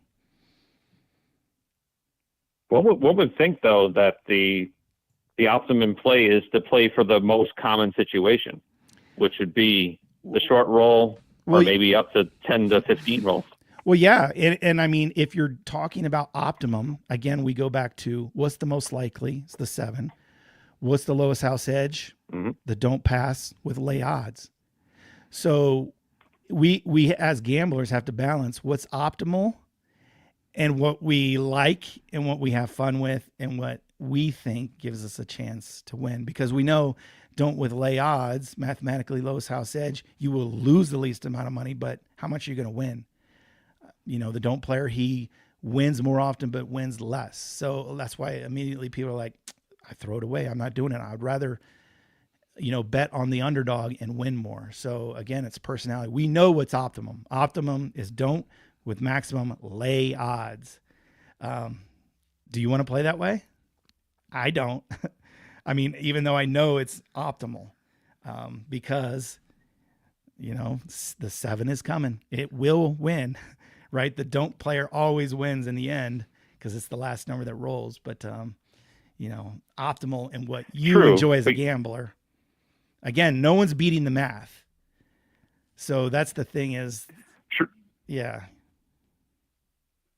true. But like you said, the math is over infinity. right, So it's not necessarily your 2 trips to the casino a year. right. Um, yeah, I find that interesting. Yeah, Yeah, I'm still debating whether. it's tough. You just at some point you'll just have to decide. You know what? I feel like I'm willing to lose 500 because, and I'm going to power press from the get go, and I'm going for that 15, Mhm. 20 roll. And you may find like, you know what? Every time I'm just getting tired of going to zero every time. Or you may just find yourself as a hybrid or a start slow as a light side player, whatever. And you're like, yeah, sure, I lose only $20 per shooter, but I'm more comfortable with that. Yes, I cap my wins. When David right next to you wins 5,000 and you only won 850, you got to be okay Yep. with that. But meanwhile, he went to zero every session and you scraped in $50 win. You lost $20 here. You won 150. You I lost think 100. it's bad when you comparing with everybody at the table because you don't know if they played 4 times earlier that day at 3 different casinos or what. You just got to be happy with, for me a great session would be doubling up. If I can double up, that's fantastic. And then if I could, triple or something. So, yeah, I'm not into to doing all that. But that's a I'm not great necessarily point, say going after comparing, the but I mean, pink when unicorn. it goes to what you're trying to decide what you want to do, you see the options that are out there. Mm-hmm. Identify who the aggressive is, the conservative, the hybrid, the in the middle, and then see what fits you, Jeff. Awesome. And then you Yep. got to get comfortable with it. So that's the best advice I can give. One thing I really like, and it's actually it's kind of strange, but it's more important than winning for me, is that the dealer is entertaining. So if I have an entertaining dealer and I'm having fun, that is more important than winning for me. And some of my most great stories from craps is when the dealer is, messing around with me and we're having a lot of fun. For example, I was playing, when I was a newbie, I was playing Don't Pass, right? And my friend was standing behind me, a bit shy, like, I'm explaining what's going on, and I'm going to win on the 7. Don't say 7. And the dealer caught on to that. And eventually the 7 rolled and my friend started cheering. And I'm like, no, shh, be quiet, be quiet. And the dealer recognized that, and he pointed at me and started shouting, "I'm paying off a don't winner. We got a don't winner right here, and I'm paying him off. Here he is, a don't winner." I think that was one of the most fun memories I've had. So it's like, for me, yeah, having fun is probably the most important. Well, But that's yeah. because it is a gambling game for entertainment purposes. So if you're not being entertained, I don't know what you're doing at the table. You don't do it. I mean, you're going to have to become a problem gambler or something, because we know there's no professionals at this game. So do it for entertainment. And yeah, thanks for the call. Yeah, thanks a lot. Have a good night. All right. Well, That that was worked pretty out pretty cool. good. Yeah, we got You somebody can go come through right some on comments through. as you want. Yeah, I'll do that, and then remind everybody there's no hold button or color up So if you staff to call put you in, on hold. just, It's busy. hang up. I can't Yeah. put you on hold. So if you get I don't know if it's a busy signal or it sends you to voicemail. Just once someone's off the line, you can try and call in. All right, let's see. We had earlier when we first got going, back for the very first time, and that's what color up, baby. I saw that, and good to see you, Again, Daniel. the phone number and is 678-7. The horn number is 231112. There you go. 7231112. And some of our regulars from Color Up Club and the Color Up podcast, Jeff the Tin Man and Weary Buyer Ken is on the Carnival Elation. So he's doing that, and dice are rolling better in this cruise. So that's good for him. So we're happy on him, and maybe he can let us know how he played. Brock says they get better Next tips week. when they make it fun. I think he's referring to the dealers. Yeah. It's always Oh, yeah, absolutely. time to tip them. And then we have our first timer today earlier. We had Todd Preston, Podcast. first timer newbie playing. Yep, here we go. Caller, you're on the air. I feel like a 70s like a radio Yeah, or DJ. disc jockey or something like that. Who's on the air with us? Hi, Dylan. Skill Hey, How Dylan. are Oh, you? hey, how are you? Doing great. I just real quick. I just wanted to bring it back to full circle with it doesn't matter if you bet on the dark side or the light side. A lot of things, a lot of a good key for everyone to go back to basics is to always bet higher than the table minimum. I mean, I think this gets lost a lot, but it's just common sense, and it's money management, and it's good bankroll discipline. It's all discipline. So just bet a little bit higher than the table minimum, and then after after you get a hit or what have you, it doesn't. And like I said, if it's the don't pass, then just bet higher on the don't pass, and then bet the minimum on the don't come, and just let it go. Let it travel. You can do 2 or 3 or whatever don't comes, and then you're not going to get murdered by all of that. And that applies also on the pass side with when you guys were talking about the inside bets. You can do at a $10 table, you can do 66 and then get a hit, throw $1, go to 88 inside, and then regress back down to table minimum, and you got your money back. You got a small profit, plus you still have money on the table. We have to learn to be content with With everything small that we, wins, with the stuff. Yeah, that's what I was talking about. I mean, get your money back. I agree with you in that because that's how I like to play. That's how you like to play. To us, it makes common sense, And I'm a big regression player, Exactly. so if I can get my money back off, in that I don't have to worry about the short rolls because I get my money back so quickly, Right? And then I still have money on the table to play with. Right. Mm-hmm. And the guy who was saying about eight rolls or eight, it doesn't. You're lucky.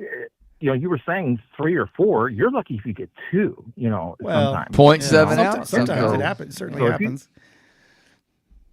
Yeah. So those PSOs and all that are real. So you're just trying to go back to basic stuff, and keeping it simple and being content with your wins. Once you you don't have to go crazy. You don't have to go out there with $10,000 on each number and be an adrenaline junkie. You be content. Be content with what with a little bit higher than the table minimum, and then get a hit, press it 1 unit or whatever, and then drop it back down to table minimum and be happy. Be content. Okay, and that should be that's one of the key fundamentals that is missing in a lot of things, and that's my my little plug for the day. Listen, certainly good advice. Yes. Not be content. As you can see, as you go to the tables, very rare can people be patient or use the common sense because people just lose their mind when it's gambling. But I appreciate your call. But I love the advice. Thank you. All right. Let's see what else. You started. It's a lot easier said than done because that's his personality and that's his style, and it's like, oh, it makes sense. This is how I'm going to play. And again, I kind of agree with him. That's I'm a similar type player, but not everyone's like that. Some people, go big or go home, right? Podcast. Oh, here we go. Hello, welcome to the Color Up Podcast. You're on the air. Hello? Yeah, you're on the air. Who do we have with us? Oh, it's Steve. Hey, Steve. What's going on? It's Steve, and I would like to introduce a bankroll method. Okay. And the method revolves around a 100-chip bankroll. Yeah, go ahead. I wouldn't go over 100 chips when you go into a casino because it's over risk averse. Okay. Well, what do you mean by 100 chips? I mean, if you have a 100. Well, suppose if you have 100 chips, say a $5 unit would be $500. Okay. And I would try to aim to double it. I wouldn't try to shoot for the stars. Yeah, even I think 10% would be even satisfying. Yeah, I think that kind of works out to kind of very similar to what I say of having enough for 10 shooters. For instance, if your strategy was $50, you would want $500 because that would work out to about, on a $10 table, that's 5 numbers at $5 a piece, or 5 numbers at $10 a piece. would be about 100 yeah, chips. So yeah. we're talking about the same, very similar type thing of being properly bankrolled and having enough to withstand But the up and a downs. 1,000 units would, yeah, 1,000 unit bankroll would be a lot more aggressive but safer. Oh, sure. Certainly, the more, like we said, if you're only going to play the 6 and 8, you could bring $2,000. You don't need it. I mean, if you're going to have a marathon session and play all week, Yeah, you it's could gonna be probably pull it off. boring. But it's kind of overkill, right? So, yeah, 100 chip or 10 times your betting amount is kind of a good rule of thumb, just so you have the proper amount of bankroll. But it's not, you don't have to save up for 2 years just to give yourself a chance to gamble. Appreciate the call. Thank you. All right, and this was somebody was asking. Obviously, a Color Up Club member was asking about DiceCon talk. Maybe we can do that at the end, if you want to do that for the newbies. Maybe, or if you want to say a quick thing about it now. Discord, please, as a member, you have access to my Discord. Go to my website, colorup.club. Click on the Discord button to join into the Discord, and then there's whole conversations going on about DiceCon. So. Yeah. And more details are coming forward. So yeah, as we get closer. Hopefully I have tickets coming out this month, but it is for club members only. Podcast. All right, here we go. This is kind of fun taking these calls. Yeah. So far it's worked out. Hello, you're on the air with Color Up Podcast. Yeah, this is Eric Smith from Maryland. Hey, Eric. Appreciate the podcast. Enjoyed the show. Thank you. I was wondering if you guys have ever watched, I guess, Hunter Killer 13? Oh, yeah. Or Dr. Options, their channel. Are you familiar with those guys? Oh, yeah. Played with them last year during DiceCon. Yep. Yeah, I know they do the trend betting. They read the table and based on almost what throw came before or what the kind of throws that they've had previous, and they bet off of those trends. So they look and see certain patterns, and they say, okay, now we're going to make this kind of a bet based on the patterns that we have seen previously during this role that we're witnessing. And so I just wanted to put that out there, that there are people out there, I guess, doing trend betting where they just bet on reading the table as opposed to going blindly 160 across or whatever across and hoping they get a good roll. But they will, most of their sessions last less than 15, 20, 30 minutes, and they consistently go win $500 every time they play, which is well, be careful what information is out there, because I've played with them personally. I didn't see him get rich. So I'm not a big believer. No, I ain't saying get rich. No. I'm not even saying win every session. So I'm just saying certainly there are trends. They do happen when you look backwards at the last few rolls. Whether it can predict the future, I don't believe so. I believe the dice are random for the very next roll. So if you're in the middle of a trend and you bet it, I think the trend could switch the next way. Now, there is some sort of aspect to it of the dice always do form the dice probability pyramid. So right. If I don't believe in do numbers necessarily, but if the 7 hasn't rolled in 300 rolls, we're talking about it's got to, at some point, it's got to come back. But it's got to come back and align with that. And so that's where the trend people play. But again, if it did work, you would see them go professional. If you have any system, whether it's counting the rolls, counting the trends, controlling the dice, the perfect strategy, they would become a professional craps player. It would not be that hard. You only need a small edge, and it's just not possible. But it is a cool aspect, and it kind of makes common sense. It's like, man, if the 6 and 8 keeps rolling in the session, why not bet the 6 and 8? And certainly sometimes it works out, and sometimes it doesn't. Yeah. I was going to say, I don't think go they're ahead. not professional, but very successful, I would say, at doing it. I've seen them take, start out with a small bankroll of $200, $300, $400 and take it to $10,000 over a course of a period of a few months. And they've done that consistently a couple of times, and they put the videos out there every day. Like I said, they put up a video, and they might have 2 or 3 other losing sessions in a day that I don't never see.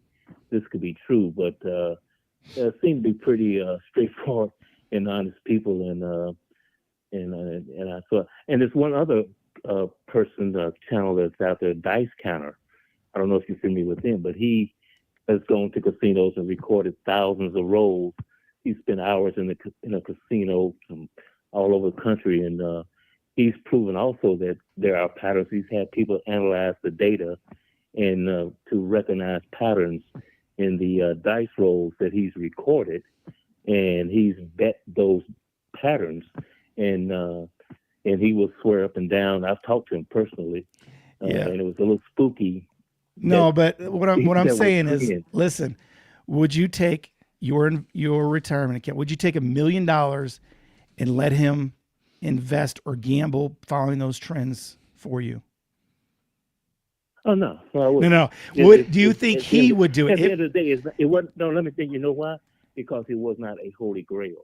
Right, well, that's what I'm saying. So it's either chance or it's no not. Holy grail. Right. So and the same thing for him. If he has all the data and all the things that proves what he's doing works, he could go get a business loan or find an investor to give him $1 million, $10 million, and he can make a positive return on his investment. No one does that. And there's a reason why. It's because they're not sharing all the data, or they're only sharing winners, not all the losers. So be very wary of people like that. Hunter Killer, I met that guy, great guy. He was fun to play with. Just be careful if anyone says that this is, like you said, is the holy grail. If you have fun with it, it's a fun way to play. No. Yeah, it's not. That's fine. It's for me, it was very interesting. I guess being an engineer, it was more fact based. It was not waiting on a monster roll and losing.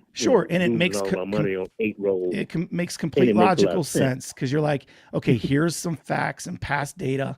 It's like the stock market, right? I want to base my numbers on that, as opposed to being, because some of us are like, listen, it's random chance. Like, that's not fun, right? Some people don't like that. You're into the numbers and it makes sense.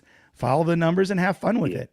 And the best I can say is, good luck. It's a way to not replace your paycheck, but it's a way to enjoy the game, is what I would say. Yeah. I don't know that it's consistently a winner, but it's a way to enjoy the game for sure. So thank you for the call. Appreciate it. It looks pretty consistent to me from what I've seen. Be careful. Make sure you have all the data from them. Yeah. All right. Have a good day. Yeah. Thank you. Anyway, I appreciate it. Hey, look, I don't want to take up more time. Appreciate it. Keep up the good work, guys. Thanks for watching. Thank you. Yeah. And I enjoy Hunter's content. I'm a subscriber and I watch his videos, but I don't think he would.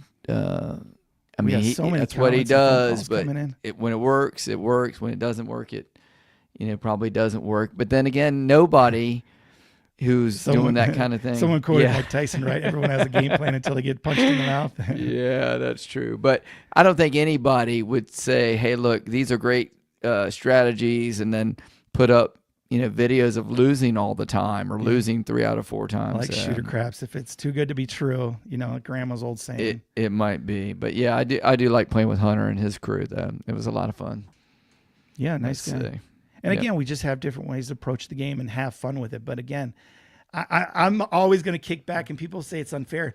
Like, well, you can win, a little bit here and there. Like, no, if it was a winning method, whatever it is, you would find an investor and you would, crush it, right? Clear it up. Yeah. Clean it up. So here's another one here. It says, there's only a few YouTube channels he trusts for strategy. This is Jeff. These channels only show strategies working. I'm very suspicious of. Yeah, there's a couple rules of thoughts on that. My thing is, if you've got one, some people say, hey, it's entertainment. Nobody wants to watch a losing strategy, a losing video. And then there's other people. There's some truth to that. The videos that I show and that lose, they tend to do worse. But, we all want to see. But then there's other people, I think they roll multiple times to highlight the strategy successfully. But every strategy that they show every time is a winner. And when you do that, it takes a little bit of the joy and realism away from it for me. So Dewey I tend said not to watching watch the those. trends is really big in Baccarat and probably works just as poorly as it does. Yeah, Baccarat is real famous for people tracking the trends. And if you turn down your YouTube for me, you're on the air, but I'm gonna get to you in just a second. So yeah, with Baccarat, for whatever reason, those players love to count and look at the trends of the history. In blackjack, it did work. You can look because the deck is finite, right? Until they started the continuous shufflers. So that's where now we can't look at the trends or whatever because we've got limited data. But yeah, it's very interesting counting trends. All right, caller, you're on the air with the Color Oak Podcast. Who we have with us? Hey, this is Rick from North Carolina, and look, yeah, I just love y'all's show. I think you're doing a great job. But here in North Carolina, we've got a new casino up here in Danville. Okay. That's right, Virginia, Caesar. And have you been there, the Professor? Have you been there yet? I have not. I have got a buddy who went there, has gone a couple times. He says it's smaller than my one over here in P-Town. It's a part of the Cherokee Nation's what I was told. And if it's smaller and it's not as nice as Cherokee, I'm going to drive the extra 3 hours to get down to Cherokee. What do you think of Danville? You like it? Yeah. Not really. I believe I've been all over the country, and I might have been to 25, 30 casinos over the last 5 years.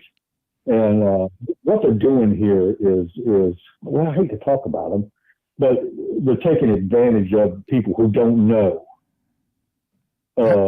High limits, 6 to 5 odds on blackjack, extremely high. And it's the only game in town. Yeah. You see what I'm saying? You can't go nowhere. They're really taking advantage. I think they're taking advantage of people. Yeah, they tend to do that when they're the only guy in town. Yeah, when you're the only guy in town. Let me ask you this: what do you consider a high roller or low roller? What would you consider a low roller? A buy-in, your bankroll.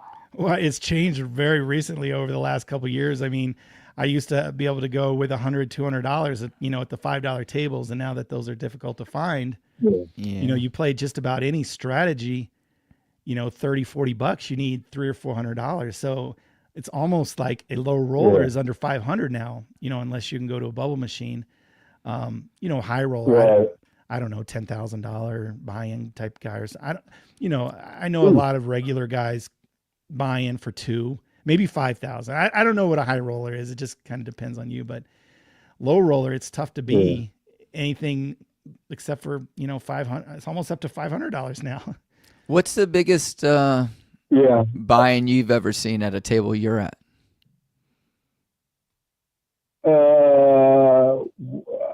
What's the highest I've ever bought in? Not you, but what's the highest you've seen somebody else at the table? Well, I've seen them all the way from 200. I usually buy in for about 700. I think that's not a low roller. No, I don't think 700. Yeah. No, but I think that's a fair bankroll. That gives you a chance. That's on a $15 table. Mm-hmm. Now, if I had of course, I had a $10 table, because I buy in for about 10, 12 rounds of shooters. Yeah, it's a good way to do it. That should give me, if I put a ruin out of 10 and 12 shooters, it's not my night. Yeah, for sure. Right. It's just, I'm not going to go all the way down. And I've learned, if I bring in 700, I'm leaving it with $100, 125. Because if I lose all 700, I really feel like a loser. Yeah, I know. Yeah. It's tough to. You got to have gas money to get back home. Some people. I'm going home with something. Yeah, some people will do that to go all the way to zero. But me, it's like, you know what? I'd rather walk away with 100 in my pocket than nothing. But I'm telling you, you don't feel as bad. Yeah. You know what I mean? Yep. Yeah, I don't want to keep y'all great show. quick a quick 1 minute story. Yeah, I real learned to quick. play craps down here in North. I learned to play craps down here in North Carolina about 5 years ago. We had we got snowed in for about 3 days, and I just happened to come on to about 5 years ago and learned to play craps on the internet, and that's how I learned Oh how to wow. play craps being snowed in down here. Hey, that's how But I that's what I do. So I but appreciate I've those been who learn watching, online. yeah, I've been watching Color Up and Casino Quest, and those are about my top two. And Color Up, you were the best. And then I caught all the Casino Quest. And they're great guys too. All right. Well, But I appreciate you watch all watching. every I watch all every Sunday. I watch all every Sunday night, and y'all doing a Oh, fantastic job. well, Really thank you honored. very We much. appreciate that. I'm gonna Okay. hang up on you though and get another caller in here, but I appreciate it very much. Thank you. Okay. Thanks again. Bye bye. Thanks, buddy. That was pretty cool. Yeah. The biggest Yeah, biggest buy-in I ever Words. saw was $20,000, and the 23 guy just happened to come in. He was a dark side player, and this was at Cherokee, dark side player, and one shooter wiped him out. Hit the ATS. I was on the ATS in Cherokee, and my little But it's the thousand. best mathematical way to play, Jim. Oh, I know. And my little $1,000 buy-in, and I'm yelling yes every time he's hitting another number, another box number, off and on, Yeah. for And whatever, he took 20 70, to 0, whatever. huh? And he's dark siding it the whole time, and just martingaling it, and just getting crushed. We And didn't then- bring up that, but please, no martingales, no matter Yeah. how you like to play. Dark Yeah. side, light side, conservative, aggressive. Yeah. Please don't martingale. So, yeah. Increase your bets when you're winning, not when you're losing. Absolutely. Hey, there. I know she or he. I am the Shaz commented a few times. Triple Lux player. They were all There you over go. it earlier. Yeah, and then Yeah, very Who- popular strategy. It's pretty aggressive. I would pretty say, but- aggressive. Yeah, Yeah, a double Pretty tap aggressive. is kind of medium. I like the double tap. medium. Yeah, and then Juan said Hey, good Juan? evening. Yeah, and then let's see. Bankroll was Scott Wilson was the most important thing, and that kind of got the ball rolling in the chat. Oh yeah. And Shaz was totally agreeing on that. And then it's funny you said double tap, because that was the next comment. Let's see. Over here. Loves the double tap. And that was Q. Was that Q, or I don't know how Q22? But anyway, so that kind of got the ball Down here, rolling we on got, the comments. Friends don't let friends martingale. I actually have a T-shirt that says Yeah. that. Joe says, I've seen a guy in the Palm. The Palms is now the $5 casino. They have a $5 Yes. table there. Yep. That's what they said. But this guy bought it for 52 grand, 10,000 a time, and lost all of it. Oh gosh, Joe's one of our regulars too. That's Steve says, watch, eat, sleep, gamble. That guy gets the long rolls when playing the don't probably. Yeah, Yeah, probably I'm the not don't. familiar with that channel, but No. yeah, just his luck, right? Mm-hmm. And then we did have a viewer. I don't know if you saw it happen toward the beginning. Beefa 007 Hey, from from Perth, Australia. So we're actually speaking into the future, probably, Yeah, right? that's the West I International believe that's the date West line or Australia. something. I don't know, or maybe not. I don't know. It's pretty wild. But I'm very impressed with your Australian geography knowledge. Watch Bluff. That will make you think twice about bubble craps. Is that they're good or bad? Because I've seen him a few times and he's super fun and he just wins right away. So I don't know. Yeah, if he's he shows his losers or- pressing in the So Yeah, I don't yeah, know. he's all over the place. He's an entertainer for sure. And then Juan had a thing over here, Jeremy. He said, what are your thoughts on the crapless table? We didn't even talk about that tonight, crapless at all. But that's certainly, if you're a come better, that's a very high risk, high reward play on that one if you can afford the odds You on got to it. balance the dice probability, right? Because you end up with your point of 2, 3, 11, and 12. So they're very unlikely hit. But they pay really well. They do so- pay well. Yeah. Squeeze But them the overall, juice. the house edge goes up from 1.5% to over 5% when you're playing crapless craps. This is an interesting comment from Jeff. It says, one thing I found is I used to be excited to win $7 or $6. Yeah. But over the years, I need to bet more to get that dopamine hit. You do get comfortable at your betting level over time. And that does a couple things, like maybe your income increases, your position in life increases, where you can, you could afford to lose a little bit more. Okay. But on the other side, some people, it's like you get accustomed to like, I don't want to win $100. Like, it's no big deal. I want to win 500. So, and to win 500, you can't stick around at the $5 bets, right? You got to bet big to win big. And so there is an aspect of that for a lot of people. Just got to be careful that you don't become the problem gambler, right? Yeah. It's the same thing with other habits, right? Yeah. So it can be the same thing. Let's see. Johnny Law said that he likes to lay bet on the 6 and 8 right after the dice land on any of those numbers. That might be a way of playing, but again, no guarantees. See a on horn, that. bet a horn. Yeah. Any plans to sell dice again? I don't know. I get frustrated. I'm not a retailer. I'm a YouTuber, and so I know it's just small percentage in customer service, right? But when I sell mats and I sell dice, and I get these nasty emails. Where's my stuff? I ordered it 3 days ago. I ordered this. It got lost in the mail. They complaining about you.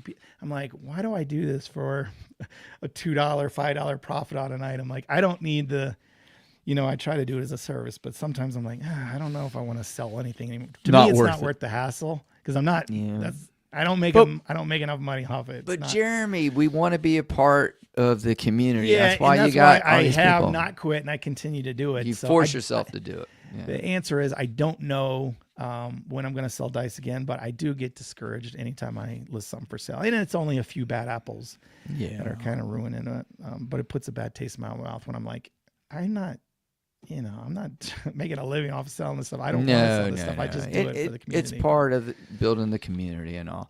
135 across is a scam. According to scam, according to Press and Fun Time. If you don't have some sort of regression play in that type of strategy, where you pull down some numbers or lower the amounts, I feel like it almost is a scam, because you got to hit so many numbers just to break even, just to recoup your money. Yeah. It's very tough. Again, you throw in some horn numbers, which you don't get paid on. You got to hit 5 box numbers, and that's tough. So if you do an iron 8.5 average, you do an iron cross, everything you win on, right? But how 6 combinations still that can knock you down 1 out of 6, and how often it happens? It happens a lot there. So I am definitely we're going to shut this show down in 8 minutes. So I don't have any callers, but if we do have a caller, you can squeeze in. Yeah. All right. So that's no worries on that, because I get to go to bed, so I'm happy with that. Yeah, there you go. Yeah. I gotta get to work. It's Sunday night. Yeah.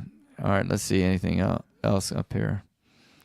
And I'm sorry we haven't got through all the comments, because we opened it up to the main YouTube channel, so we got a lot of comments today, and then we took some phone calls, obviously. But and I hope you're still enjoying the show. Yeah. Is there anybody watching it? Yeah, we still got some viewers there. Yeah. Okay. So here's a new one. So Todd, I didn't realize he's new. Been playing craps last 4-6 weeks.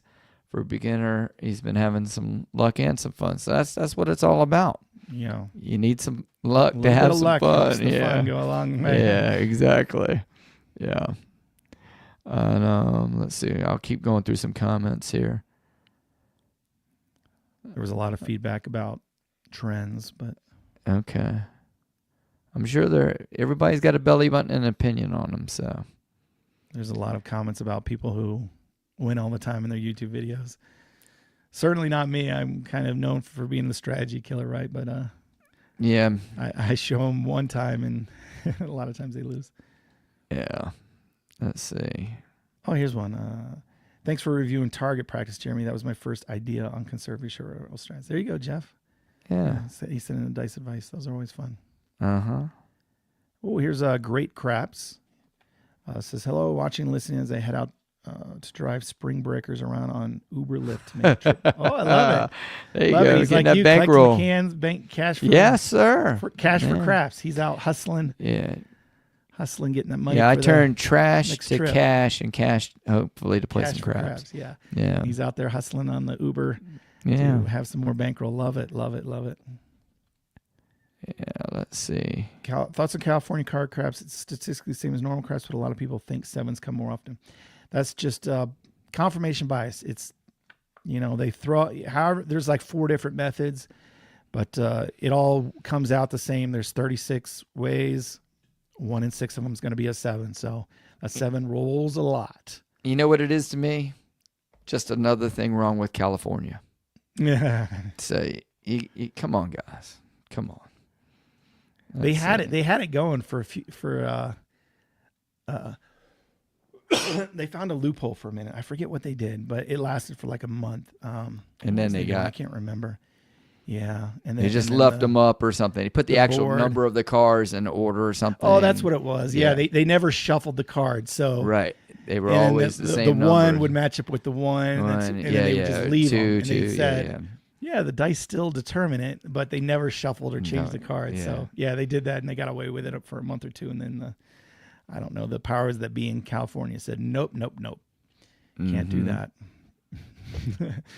And here was Donald's thing. He says the inside numbers are powerful numbers, which equal more combination, 18 ways of winning versus 6 ways of losing. But it's how you look at things. Yeah, he's definitely right on that. But it's funny, even though you have 18 ways to win, you have 4 bets out there though, right? Yeah. So you have, like let's say on a $10 table, you got $44 to win 14.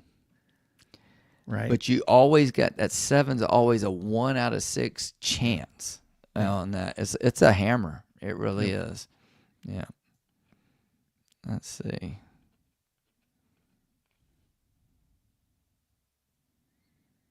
And we had a lot of people chatting. Skill should have over. his own channel show. He does have his own. Yeah. As far as I know, right? Yeah. Let's see.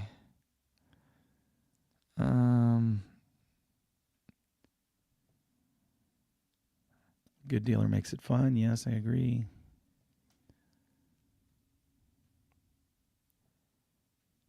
Let's see. I'm keeping on reading on here.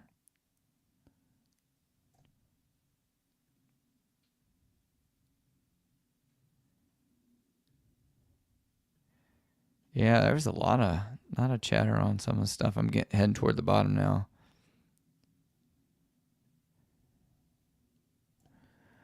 Steve here says terrible attack on the game. I have no idea what he's referencing, but I could say a comment like maybe that crapless craps.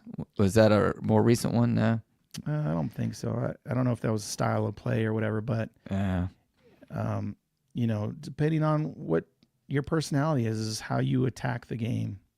If you were referring to a style of play, like because some people would say, I'm stupid for playing hybrid for few rolls, or some people are stupid for playing the don't.